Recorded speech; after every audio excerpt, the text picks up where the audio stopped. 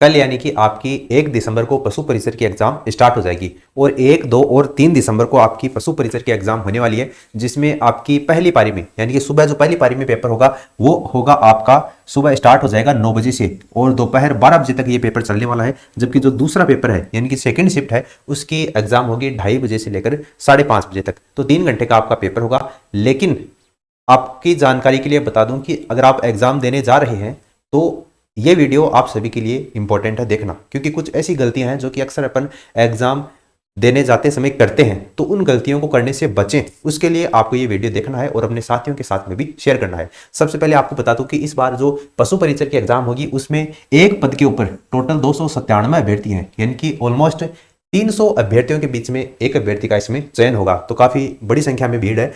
Total 33 जिलों के अंतर्गत 17,64,000 अभ्यर्थी रजिस्टर्ड हैं, नामांकित हैं, यानी कि इतने एग्जाम देंगे। और परीक्षा में कोट, मफलर और जैकेट पहनकर नहीं आ सकेंगे। अब यहां पर बहुत से अभ्यर्थी क्या है वो गलती करते हैं। देखो इसमें लिखा हुआ है कोट, मफलर और जैकेट पहनकर नहीं आ सकेंगे, लेकिन आप इस परीक्षा में स्वेटर पहनकर जा सकते हैं। स्वेटर जिसमें आपके बटन नहीं लगे हुए हों और जो बंद गले की स्वेटर होती है वो आप इसमें पहनकर जा सकते हैं।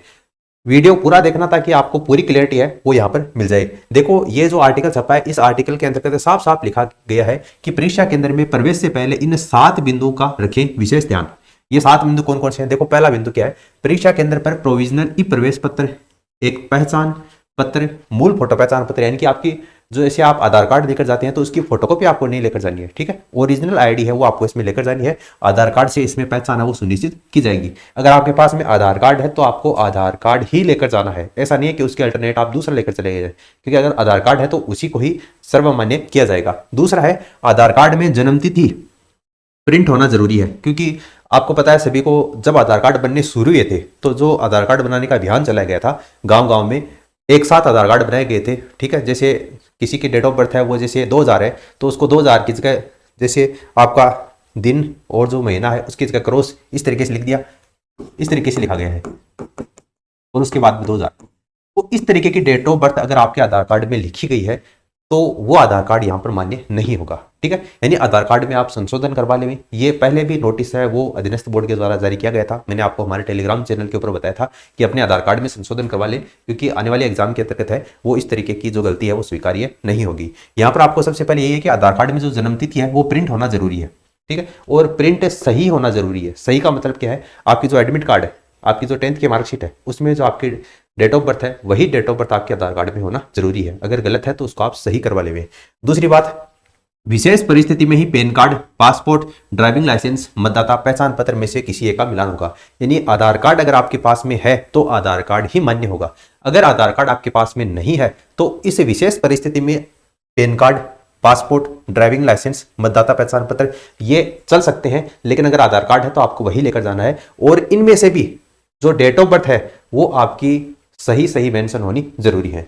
अगला बिंदु देखो, उपस्थिति पत्रक पर फोटो लगाने के लिए 2.5 सेंटीमीटर बाई 2.5 सेंटीमीटर साइज का एक नया रंगीन मूल फोटो जो मर्ज किया हुआ नहीं हो, यानी कि जो डमी कैंडिडेट बैठाते हैं वो क्या करते हैं फोटो को एक दूसरे में मॉर्फ कर लेते हैं, मर्ज कर लेते हैं, तो ऐसा फोटो नहीं होना चाहिए और 1 माह से अधिक पुराना फोटो नहीं होना चाहिए।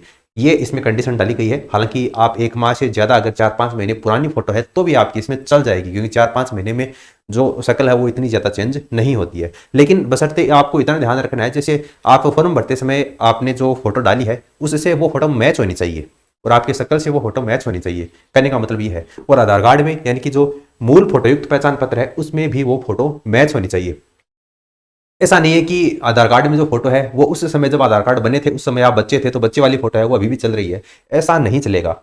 आधार कार्ड के अंतर्गत भी आपको फोटो अपडेट करवानी है। आधार कार्ड को जब वहां पर देखें, आपका चेक करें तो आधार कार्ड में जो फोटो है आपका शक्ल देखकर लगना चाहिए कि ये आधार कार्ड है वो इसी बच्चे का है, यानी कि आधार कार्ड में जो फोटो है जन्मतिथि है वो आपको अपडेट करवा लेनी है। आगे देखो, सभी फोटो की सॉफ्टवेयर से जांच होगी, ये इसमें लिखा गया है, लेकिन मुझे नहीं लगता कि सभी जो फोटो है उसकी सॉफ्टवेयर से जांच होने वाली है। ये उन अभ्यर्थियों के लिए लिखा गया है क्योंकि एग्जाम में क्या करते हैं, डमी कैंडिडेट का फर्जीवाड़े का जो बहुत चलन है वो बढ़ गया है, इसलिए ये पॉइंट इसमें डाला गया है कि सभी फोटो की सॉफ्टवेयर से जांच होगी, लेकिन ऐसा कुछ भी नहीं होने वाला है। आगे देखो, नीले रंग की स्याही का एक पारदर्शी बॉल पेन लेकर जाना है, यानी नीले रंग की स्याही का आपको इसमें पेन लेकर जाना है। अब इसमें भी बहुत से अभ्यर्थी क्या करते हैं, नीला चल रहा है ले जाते हैं, लेकिन इसमें पारदर्शी लिखा गया है, तो ये पारदर्शी का मतलब आपको पता होना चाहिए। पारदर्शी का मतलब आर पार दिखना चाहिए उसके, ठीक है। जैसे ये पेन है तो ये पारदर्शी नहीं है, इसके अंतर्गत जो आपकी स्याही वाली है वो इसमें दिखाई नहीं दे रही, इसका मतलब अपारदर्शी है, यानी आर पार दिखना चाहिए। पारदर्शी का मतलब सीधा सही है, तो वो पेन आपको लेकर जाना है। आगे देखो, परीक्षा केंद्र में फोटोयुक्त पहचान पत्र के आधार पर पहचान सुनिश्चित हो जाने और तलाशी जिसमें आपकी बायोमेट्रिक डिवाइस से, है ना, फेस रिकॉग्निशन होने और सतर्कता टीम की गहन जांच के बाद में आपको प्रवेश मिला जाएगा। हालांकि बायोमेट्रिक डिवाइस इसमें मेरे ख्याल से नहीं होने वाली है, लेकिन अगर बाय द वे हो जाए तो आपको कोई टेंशन नहीं है, आप अपनी जगह सही है तो बायोमेट्रिक आप आराम से करवा सकते हैं। लेकिन एक तो ये सॉफ्टवेयर से जांच होने वाला है, एक बायोमेट्रिक डिवाइस से जांच होने वाली है, शायद ही ऐसा हो, लेकिन हो जाए तो बहुत बढ़िया बात है। अगर नवाचार कर रही है आरपीएससी तो जितना मतलब धांधली रुकने में जितना प्रयास किया जाता है उतना एक अभ्यर्थी के लिए अच्छा ही है, ठीक है। तो ये यानी आपकी जांच होने के बाद में ही आपको इसमें प्रवेश दिया जाएगा, घड़ी पहनकर नहीं है, ठीक है, ये इंपॉर्टेंट है। बहुत से अभ्यर्थी क्या करते हैं, घड़ी पहनकर चले जाते हैं, तो ये आपको नहीं पहनकर जानी है। अगला देखो, परीक्षा केंद्र के ऊपर नीले रंग का पारदर्शी बॉल पेन, इसके अलावा किसी भी प्रकार का पेन आपको लेकर नहीं जाना है, यानी एक नीले रंग का पारदर्शी पेन लेकर जाना है, इसके अलावा किसी भी प्रकार का आपको पेन साथ में नहीं लेकर जाना है। एक पेन ले जाओगे तो बहुत है, ठीक है। आप जैसे रोजाना घर पर अभ्यास करते हैं तो वो पेन आपका चल रहा है, सही ढंग से चल रहा है, तो वही पेन लेकर चले जाओ, दो पेन ले जाने की आपको आवश्यकता नहीं है। अगला देखो, इस पेन के अलावा किसी भी प्रकार का पेन आपको नहीं लेकर जाना है। इसके अलावा पानी की बोतल आपको नहीं लेकर जानी है। कोरोना में ये चला था कि पानी की बोतल जो कि पारदर्शी हो वो आप साथ में लेकर आ सकते हैं, लेकिन यहाँ पर पानी की बोतल के लिए भी मना किया गया है। और पर्स, बैग है, ज्योमेट्री बॉक्स है, पेंसिल बॉक्स है, प्लास्टिक का पाउच है, ये नहीं लेकर जाना है। बहुत सी जैसी लड़कियां क्या करती हैं, उसके अंतर्गत आपका पेन है वो डालकर एक प्लास्टिक का पाउच है वो लेकर चली जाती हैं, लेकिन यहाँ पर लिखा गया है ये नहीं लेकर आना है। कैलकुलेटर है, तख्ती है, पैड है, गत्ता है, पेन ड्राइव है, रबर आदि, ये सब आपको नहीं लेकर जाना है। ये लेकर जाओगे तो आपको एग्जाम सेंटर में प्रवेश नहीं मिलेगा। आगे देखो, इसमें क्या लिखा गया है, परीक्षा केंद्र के ऊपर पूरी सख्ती बरती जाएगी। ड्यूटी में कोताही पर संबंधित जो भी कर्मचारी हैं, अगर वो इसमें शिथिलता बरतते हैं तो उनको नोटिस और चार्जशीट पेश की जाएगी।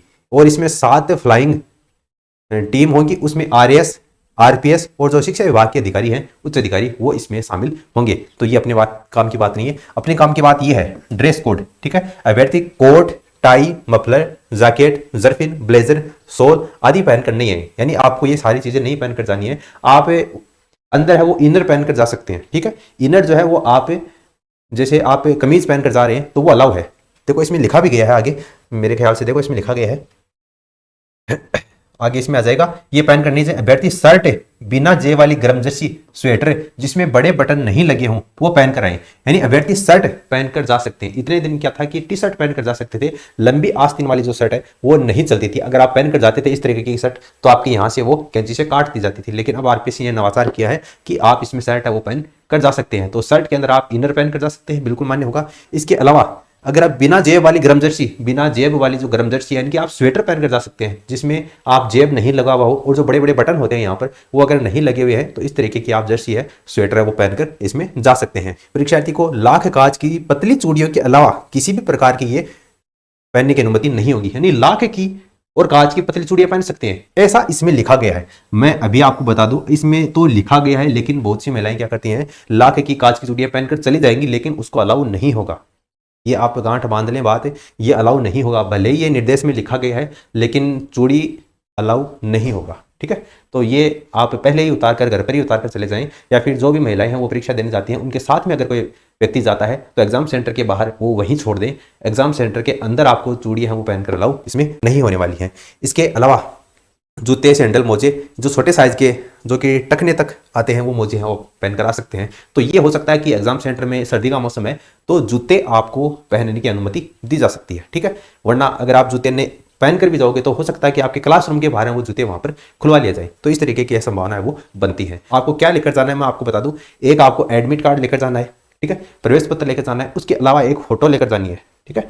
एक फोटो लेकर जानी है, यहाँ पर लिखा हुआ है कि 2.5 बाय 2.5 सेंटीमीटर की, लेकिन आप पूरी फोटो लेकर चले जाना। वहां पर जो इन्विजिलेटर होगा वो अपने आप उस फोटो को कट कर लेगा। तो एडमिट कार्ड, उसके अलावा फोटो और एक आधार कार्ड, इसके अलावा एक पारदर्शी नीला पेन, इन 4 चीज़ों के अलावा आपको कुछ भी लेकर नहीं जाना है। 5वीं चीज़ अगर आप लेकर जाएंगे तो वहां पर आपको जमा ही करवानी पड़ेगी, वरना एग्जाम सेंटर के आपको बाहर ही वो रखनी पड़ेगी। तो इस वीडियो को आप अपने दोस्तों के साथ में शेयर करें और आप हमारे टेलीग्राम चैनल को जरूर ज्वाइन कर लें, क्योंकि इस तरीके की अगर कोई भी न्यूज़ आती है तो वो वहां पर आपको सबसे पहले प्रोवाइड करवा दी जाती है। फिलहाल इस वीडियो में इतना ही, धन्यवाद।